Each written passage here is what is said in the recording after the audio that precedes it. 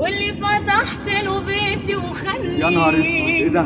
كنت بأمنه وخيب ظني اديته السر يتكلم عني وما سطرنيش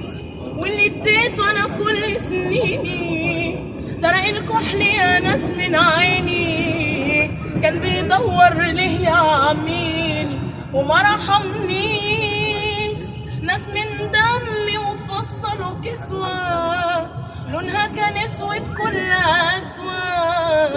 كنت بقول دول ظهره وعزوة وما نصفونيش